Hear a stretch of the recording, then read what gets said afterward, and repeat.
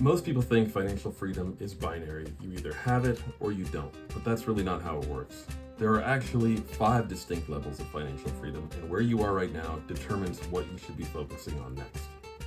I'm Cameron, and today I'm going to walk you through all 5 levels, help you figure out where you are, and show you exactly what to do next.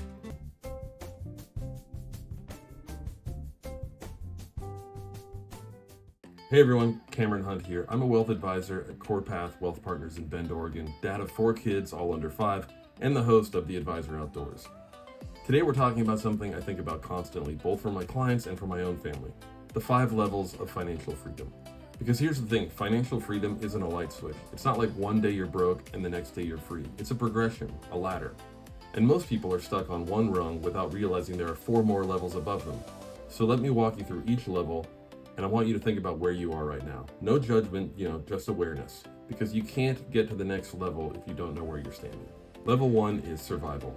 This is where you're living paycheck to paycheck. You're covering your bills, but just barely. There's no margin, no cushion. One unexpected car repair or medical bill could derail everything.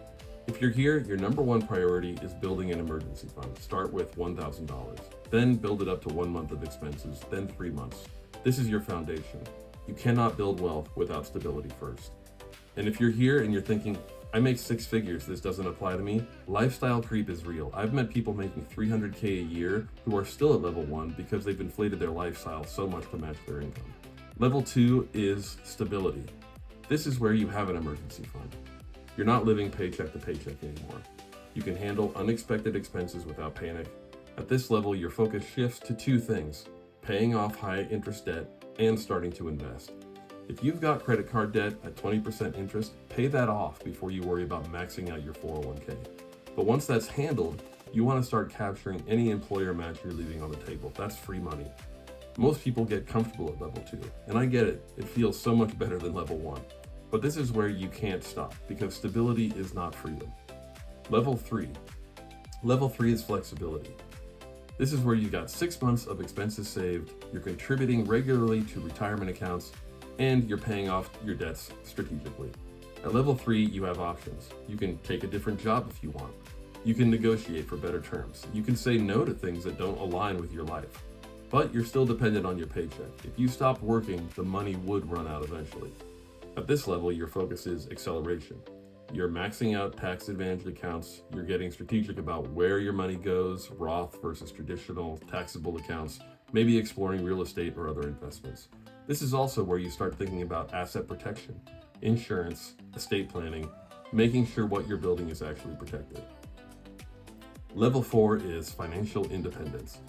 This is the level that most people dream about. You have enough invested that you could, theoretically, live off your portfolio indefinitely without working. The rule of thumb here is, of course, the old 4% rule, or as I talked about in a recent short, probably closer to 3 to 3.5% in today's world. If you need $100K a year to live on and you have $3 million invested, you're financially independent. But here's what most people don't realize. Financial independence doesn't mean you stop working. It just means you don't have to work. And this is where the concept of work optional life comes in. You're not retiring, you're choosing. You work because you want to, not because you need to. At this level, your focus shifts from accumulation to a distribution strategy. How do you take money out efficiently? How do you minimize taxes in retirement? What does your legacy plan look like? Then there's level 5, financial abundance. This is where you have more than enough. You're financially independent and you have surplus.